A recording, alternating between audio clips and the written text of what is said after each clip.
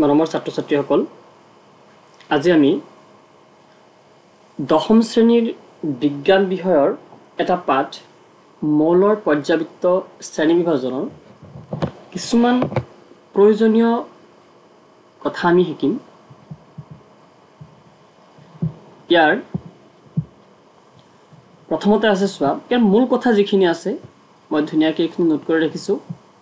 আৰু যেহেতু এতিয়া বিভিন্ন ধৰণৰ MCQ প্ৰশ্নবিলাক বেছিকৈ আহে আৰু সেইকাৰণে তোমালোকে সম্পূৰ্ণ চেপ্টাৰটো ভালদৰে জনাটো প্ৰয়োজন। বৰ্তমানলৈকে আমি 118টা মৌলৰ বিষয়ে আমি জানো যে বৰ্তমান কিমানটা মৌলৰ বিষয়ে জনা গৈছে, যে 118টা মৌলৰ বিষয়ে জনা গৈছে। কিন্তু মনত ৰাখিবা 1800 চনমানত মাত্ৰ 30টা মৌলৰ বিষয়েহে জনা গৈছিল। তেতিয়া মাত্ৰ 30টা মৌল আছিল। কিন্তু ডবাইনাৰে মৌলৰ শ্ৰেণীবিভাজনৰ প্ৰথম প্ৰয়াস কৰিছিল। যেতিয়া মৌলবিলাক প্ৰথম আৱিষ্কাৰ হৈছিল তেতিয়া মৌলবিলাকৰ কোনো ধৰণৰ শ্ৰেণীবিভাজন নাছিল, বিশৃংখলভাৱে আছিলে। আৰু এই মৌলবিলাকক শ্ৰেণীবদ্ধভাৱে সজাবৰ বাবে প্ৰথম চেষ্টা কৰিছিলে ডবাইনাৰে। মনত ৰাখিবা যে এইটো প্ৰশ্ন আহে যে মৌলৰ শ্ৰেণীবিভাজনৰ প্ৰথম প্ৰয়াস কোনে কৰিছিল, আৰু সেই বিজ্ঞানীজনৰ নাম আছিলে ডবাইনাৰ। আৰু এই ডবাইনাৰৰ সম্পূৰ্ণ নামটো আছিলে, মনত ৰাখিবা, জহান উলফগেং ডবাইনাৰ। যে ডবাইনাৰৰ সম্পূৰ্ণ নামটো আছিলে জহান উলফগেং ডবাইনাৰ। ডবাইনাৰে কি কৰিছিলে যে এই মৌলবিলাকক শ্ৰেণীবদ্ধভাৱে সজাবৰ কাৰণে তেওঁ ট্ৰায়াড বা ট্ৰিক আৱিষ্কাৰ কৰিছিলে। তাৰমানে চোৱা যে ডবাইনাৰে একে ধৰ্মবিশিষ্ট মৌলবোৰক একোটা গোটত সজাবলৈ যত্ন কৰিছিলে। তেওঁ তিনিটা মৌল থকা কেইটামান গোট চিনাক্ত কৰিছিলে। এইবোৰক তেওঁ ট্ৰায়াড বা ট্ৰিক বুলি কৈছিলে। গতিকে মনত ৰাখিবা ডবাইনাৰে যিখন তালিকা বনাইছিলে তাৰ নাম আছিলে ট্ৰায়াড বা ট্ৰিক। এতিয়া প্ৰশ্ন হ'ল ট্ৰায়াড বা ট্ৰিক কোনে আৱিষ্কাৰ কৰিছিলে? সেইটো হ'ব ডবাইনাৰে আৱিষ্কাৰ কৰিছিলে। এতিয়া ট্ৰায়াড বা ট্ৰিক মানে কি আছিলে, তেওঁ কেনেকৈ বনাইছিলে কথাটো মনত কৰিবা যে ডবাইনাৰে দেখুৱাইছিল যে ট্ৰায়াড এটাৰ মৌল তিনিটাক সিহঁতৰ পাৰমাণৱিক ভৰৰ বৰ্ধিত ক্ৰমত সজালে মাজৰটোৰ পাৰমাণৱিক ভৰ আন দুটা মৌলৰ পাৰমাণৱিক ভৰৰ গড় মানৰ প্ৰায় সমান হয়। তাৰমানে কথাটো বুজিবা, তেওঁ তিনিটা মৌল তেওঁ চিলেক্ট কৰিছিলে আৰু সেই তিনিটা মৌল পাৰমাণৱিক ভৰৰ বৰ্ধিত ক্ৰমত যেতিয়া সজাইছিলে তেতিয়া মাজৰটোৰ ভৰ প্ৰথমটো আৰু শেষৰটো গড় ভৰৰ সমান হৈছিলে।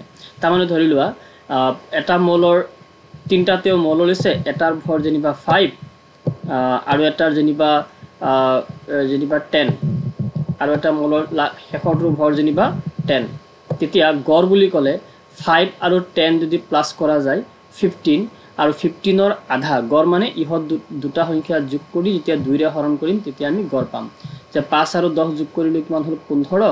15ৰ আধা হ'ল 7.5, তাৰমানে 7.5 এই মাজৰ মৌলটোৰ পাৰমাণৱিক ভৰ হ'ব। তেওঁ এনেকুৱা ধৰণৰ তেওঁ তিনিটা মৌল তেওঁ চিলেক্ট কৰিছিলে। মই জাষ্ট এটা এক্সাম্পল দিছোঁ। তাৰমানে তেওঁ ট্ৰায়াড বা ট্ৰিক এই ধৰণে বনাইছিলে যে প্ৰথমটো আৰু শেষৰটো, মানে প্ৰথম মৌলটোৰ ভৰ যিমান, লাষ্টৰ মৌলটোৰ ভৰ যিমান, এই দুইটা মৌলৰ গড় ভৰ মাজৰটোৰ লগত একে হৈছিলে। এই ধৰণৰ তেওঁ প্ৰথম ট্ৰায়াড বা ট্ৰিক তেওঁ বনাইছিলে। তাৰপিছত ডবাইনাৰে সেই সময়লৈকে জ্ঞাত হোৱা মৌলবোৰৰ মাজৰ পৰা মাত্ৰ 3টা ট্ৰায়াডহে চিনাক্ত কৰিব পাৰিছিল। মনত ৰাখিবা ডবাইনাৰে যেতিয়া কাম আৰম্ভ কৰিছিলে 1800 চনমানত, তেতিয়া মৌলৰ 1817 চন আছিলে হ'বলা, তেতিয়া মৌলৰ সংখ্যা আছিলে 30টা। আৰু তেওঁৰ যিটো ট্ৰায়াড আছিলে, ট্ৰায়াড বা ট্ৰিক যিটো তেওঁ বনাইছিলে তেওঁৰ তালিকাৰ নাম, সেইটো যিটো তাত তিনিটা মৌল আছিলে। মনত ৰাখিবা তিনিটা মৌল আছিলে। গতিকে তেনেকুৱা ট্ৰায়াড তেওঁ 3টাহে বনাব পাৰিছিল। তাৰমানে 3টা ট্ৰায়াড তেওঁ বনাইছিলে। তাৰমানে আমি কি বুজিলোঁ, তেতিয়া মৌল আছিলে কেইটা? 30টা।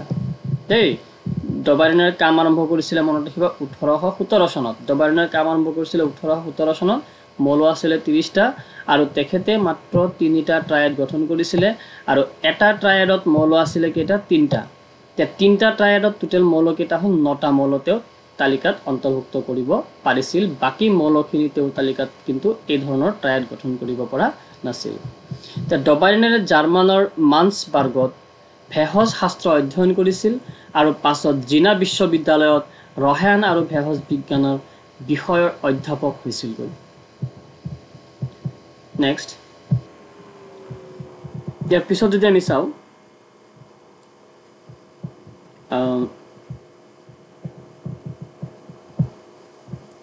ডবাইনেৰে প্লেটিনামৰ অনুঘটকীয় ধৰ্মক প্ৰথমবাৰৰ বাবে পোহৰলৈ আনিছিল আৰু মৌলৰ ট্ৰায়াড আৱিষ্কাৰ কৰি পৰ্যাবৃত্ত তালিকাৰ বিকাশৰ পথ মুকলি কৰিছিল গতিকে মনত ৰাখিবা প্লেটিনামৰ যেটো অনুঘটকীয় ধৰ্ম সেই ধৰ্মটো প্ৰথমবাৰৰ বাবে ডবাইনেৰে পোহৰলৈ আনিছিল আৰু মৌলৰ ট্ৰায়াড আৱিষ্কাৰ কৰি পৰ্যাবৃত্ত তালিকাৰ বিকাশৰ পথ মুকলি কৰিছিল যেহেতু ডবাইনেৰৰ আগলৈকে কোনেও পৰ্যাবৃত্ত তালিকাৰ কথা ভবা নাছিল পৰ্যাবৃত্ত তালিকাৰ বিকাশ যেটো বৰ্তমানলৈকে যিখিনি ডেভেলপমেন্ট হল তাৰ প্ৰথম ক্ৰেডিট আমি কাক দিব লাগিব ডবাইনেৰকে দিব লাগিব এতিয়া ডবাইনেৰৰ প্ৰচেষ্টাই আন ৰসায়নবিদসকলৰ মৌলবোৰৰ ধৰ্ম আৰু হিহতৰ পাৰমাণৱিক ভৰৰ মাজত এক যোগসূত্ৰ স্থাপন কৰাৰ বাবে অনুপ্ৰাণিত কৰিছিল গতিকে যেতিয়া নেকি প্ৰথমে ডবাইনেৰে আৰম্ভ কৰিছিল তেতিয়াই বাকি মৌলবিলাক বাকি বিজ্ঞানীসকলে তেওঁৰ পৰা অনুপ্ৰাণিত হৈছিল পৰৱৰ্তী সময়ত তালিকাবোৰ বনাবৰ কাৰণে কিন্তু 1866 চনত ইংৰাজ বিজ্ঞানী জন নিউলেন্সে অষ্টসূত্ৰ আৱিষ্কাৰ কৰিছিল যেতিয়া ডবাইনেৰৰ তালিকাখন ৰিজেক্ট হল তাৰ মানে কিছুমান তেওঁৰ সীমাবদ্ধতা আছিল মানে প্ৰবলেম আছিল সেই প্ৰবলেমখিনি কি হৈছিল যে তেতিয়া আৱিষ্কৃত আটাইবোৰ মৌলক তেওঁৰ তালিকাত স্থান দিব পৰা নাছিল তেওঁ মাত্ৰ তিনিটা ট্ৰায়াড গঠন কৰিব পাৰিছিল অৰ্থাৎ এটা ট্ৰায়াডত যেহেতু তিনিটাকৈ মৌল আছিল গতিকে তিনিটা ট্ৰায়াডত টোটাল তেখেতে 9টা মৌলক স্থান দিব পাৰিছিল বাকি মৌলবিলাকক কিন্তু তেওঁৰ তালিকাত স্থান দিব পৰা নাছিল ইয়াৰ পিছত 1866 চনত ইংৰাজ বিজ্ঞানী জন নিউলেন্সে এই মৌলবোৰক লৈ পুনৰ তালিকা বনোৱাৰ চিন্তা কৰিছিল আৰু তেখেতে আৱিষ্কাৰ কৰা তালিকাখনৰ নাম আছিল অষ্টসূত্ৰ তেওঁ অষ্টসূত্ৰ আৱিষ্কাৰ কৰিছিল মনত ৰাখিবা এমসিকিউৰ কাৰণে আমাক লাগে অষ্টসূত্ৰ কোনে আৱিষ্কাৰ কৰিছিল ইংৰাজ বিজ্ঞানী জন নিউলেন্সে অষ্টসূত্ৰ আৱিষ্কাৰ কৰিছিল নিউলেন্সৰ সময়ত 56টা মৌলৰ বিষয়ে জনা গৈছিল এটো মনত ৰাখিবা যেতিয়া নেকি ডবাইনেৰে কাম আৰম্ভ কৰিছিল তেতিয়া মৌল আছিল 30টা আৰু যেতিয়া নিউলেন্সে কাম আৰম্ভ কৰিছে তেতিয়া মৌলৰ সংখ্যা আছিল 56টা অৰ্থাৎ মৌলৰ সংখ্যা বৃদ্ধি পাই গৈছিল আটাইতকৈ কম পাৰমাণৱিক ভৰৰ মৌলটো হল হাইড্ৰোজেন মনত ৰাখিবা যিমান মৌল আছে তাৰ ভিতৰত আটাইতকৈ কম পাৰমাণৱিক ভৰৰ মৌলটো হল হাইড্ৰোজেন অষ্টসূত্ৰটো কেৱল ক্যালসিয়াম পৰ্যন্তহে প্ৰযোজ্য হোৱা পোৱা গৈছিল যেহেতু আমি এতিয়া আধুনিক পৰ্যায়বৃত্ত তালিকা ব্যৱহাৰ কৰি আছো পৰ্যায়ক্ৰমে আমি এই তালিকাখন পাইছিলো প্ৰথম ডবাইনেৰে চেষ্টা কৰিছিল তাৰ পিছত চেষ্টা কৰিছিল নিউলেন্সে আৰু নিউলেন্সে অষ্টসূত্ৰ আৱিষ্কাৰ কৰিছিল আৰু নিউলেন্সৰ অষ্টসূত্ৰটো আমি বিভিন্ন ধৰণৰ সীমাবদ্ধতা অৰ্থাৎ অসুবিধা আমি কিছুমান পাম সেইখিনি আমি পৰৱৰ্তী সময়ত আলোচনা কৰিম যে অষ্টসূত্ৰৰ এটা প্ৰবলেম আমি কি পালো যে এটো আটাইবোৰ মৌলৰ ক্ষেত্ৰত প্ৰযোজ্য নাছিল আৰম্ভণিৰ পৰা ক্যালসিয়াম পৰ্যন্তহে এই অষ্টসূত্ৰটো প্ৰযোজ্য হোৱা আমি দেখা পাইছিলো নিউলেন্সৰ অষ্টসূত্ৰটো কেৱল পাতল মৌলবোৰৰ ক্ষেত্ৰতহে ভালদৰে প্ৰযোজ্য যেন দেখা গৈছিল তেখেতৰ যেটো অষ্টসূত্ৰ আছিল হেতু কেৱল পাতল মৌলবিলাকৰ ক্ষেত্ৰতহে প্ৰযোজ্য হৈছিল কিন্তু গধুৰ মৌলবিলাকৰ ক্ষেত্ৰত অষ্টসূত্ৰটো কিন্তু কাম কৰা নাছিল বা এই সূত্ৰৰ তেওঁৰ তালিকাত খাপ খোৱা নাছিল নেক্সট নিউলেন্সৰ যেটো অষ্টসূত্ৰ আছিল তাৰ কিছুমান সীমাবদ্ধতা আছিল সোৱা সীমাবদ্ধতা বুলি কলে তোমালোকে জানা তাৰ অসুবিধাখিনি কি আছিল সোৱা যে অষ্টসূত্ৰৰ নিউলেন্সৰ অষ্টসূত্ৰৰ সীমাবদ্ধতা বুলি কলে যে অষ্টসূত্ৰটো কেৱল ক্যালসিয়াম পৰ্যন্তহে প্ৰযোজ্য হোৱা পোৱা গৈছিল নাম্বাৰ 1 প্ৰবলেম কি আছিল যে ক্যালসিয়াম পৰ্যন্তহে প্ৰযোজ্য হোৱা দেখা গৈছিল ক্যালসিয়ামৰ পাছত অষ্টম মৌল একোটাৰ ধৰ্মবোৰ প্ৰথমটোৰ সৈতে একে ধৰণৰ নাছিল তাৰ মানে অষ্টসূত্ৰটো মানে কেনেকুৱা আছিল মন কৰিবা যেনে সংগীতৰ যি সুৰ সাৰে গা মা পা ধা নি ঠিক তেনেকে অষ্টসূত্ৰটো তাৰ পৰা আহিছিল তাৰ মানে নিউলেন্সে যেতিয়া তেওঁ অষ্টসূত্ৰটো আৱিষ্কাৰ কৰিছিল তেওঁ মৌলবিলাকক কি কৰিছিল পাৰমাণৱিক ভৰৰ বৰ্ধিত ক্ৰমত সজাইছিল আৰু সজাওতে তেওঁ যেতিয়া একৰ পৰা একেবাৰে কম পাৰমাণৱিক ভৰৰ মৌলটোক প্ৰথমতে স্থান দিছে, তাতকৈ বেছি ভৰৰ মৌলটোক পিছত স্থান দিছে, তাতকৈ বেছিটো পিছত স্থান দিছে, এনেদৰে সজাই যাওঁতে তেওঁ দেখিছিলে যেতিয়া 7টা মৌল তেওঁ বহুৱাৰ পিছত 8 নম্বৰ মৌলটোৰ ধৰ্মটো 1 নম্বৰটোৰ লগত মিলি গৈছিলে। সেইকাৰণে তেওঁ 8 নম্বৰ মৌলটোক তেওঁ কি কৰিছিলে, তেওঁৰ 1 নম্বৰটোৰ তলত স্থান দিছিলে। মই তোমালোকক নিউল্যান্ডছৰ অষ্টক সূত্ৰটো মই তালিকাত দেখুৱাই দিছোঁ, চাবা তালিকাখন। ইয়াত যিটো আছে হাইড্ৰজেন প্ৰথম আছিলে, আৰু হাইড্ৰজেনৰ পিছত তাতকৈ বেছি ভৰৰ মৌলটো হ'ল লিথিয়াম, তাতকৈ বেছি ভৰৰ মৌল বেৰিলিয়াম, তাৰপিছত বৰন, তাৰপিছত কাৰ্বন, তাৰপিছত নাইট্ৰজেন, তাৰপিছত অক্সিজেন। এই মৌলখিনি বহুৱাৰ পিছত তেওঁ দেখিলে যে অক্সিজেনৰ পিছত বেছি ভৰৰ মৌলটো আছিলে ফ্লৰিন, আৰু ফ্লৰিনৰ ধৰ্মটো তেওঁ দেখিলে যে হাইড্ৰজেনৰ লগত মিলে। সেইকাৰণে তেওঁ ফ্লৰিনক হাইড্ৰজেনৰ তলত স্থান দিছিলে। এনেদৰে তেওঁ অষ্টসূত্ৰটো আৱিষ্কাৰ কৰিছিলে। অষ্টসূত্ৰ আৱিষ্কাৰ কৰাৰ পিছত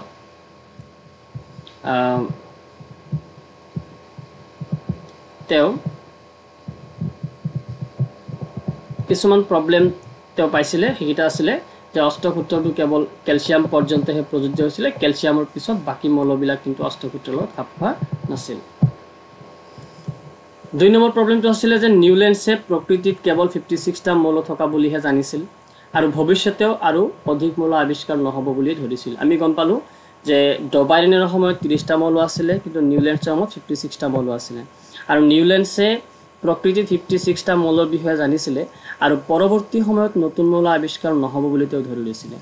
কিন্তু পৰৱৰ্তী কালত অনেক নতুন মৌল আৱিষ্কাৰ হোৱাত এইবোৰৰ ধৰ্মবোৰ অষ্টসূত্ৰৰ লগত খাপ খোৱা নাছিল। এইটো হ'ল তেওঁৰ 2nd প্ৰব্লেম। 3 নম্বৰ প্ৰব্লেমটো কি আহিল চোৱা, যে নিউল্যান্ডছে মৌলবোৰ সজাওঁতে একেটা স্থানত দুটাকৈ মৌলক স্থান দিছিল। মই তোমালোকক তালিকাত দেখুৱাম বাৰু যে নিউল্যান্ডছে মৌলবোৰ সজাওঁতে একেটা স্থানত দুটাকৈ মৌলক স্থান দিছিল। তাৰমানে যিহেতু এটা স্থানত এটা মৌলক স্থান দিব লাগে, কিন্তু নিউল্যান্ডছে একেটা স্থানত দুটাকৈ মৌলক স্থান দিছিলে। এইটো এটা সমস্যা আছিলে। নেক্সট আহিল যে ধৰ্মৰ মিল নথকা কিছুমান মৌলকো একেটা স্তম্ভতে অন্তৰ্ভুক্ত কৰিছিল। মানে একেটা বৰ্গত একে ধৰ্মৰ মৌলবিলাক ৰাখিব লাগে, কিন্তু নিউল্যান্ডছে ধৰ্মৰ মিল নথকা কিছুমান মৌলকো একেটা বৰ্গত স্থান দিছিলে। মই তোমালোকক ডবাইৰেনৰ ট্ৰায়াড আৰু নিউল্যান্ডছৰ অষ্টসূত্ৰ দুইটাই মই তোমালোকক তালিকাখন দেখুৱাই আছোঁ বাৰু, চাবা।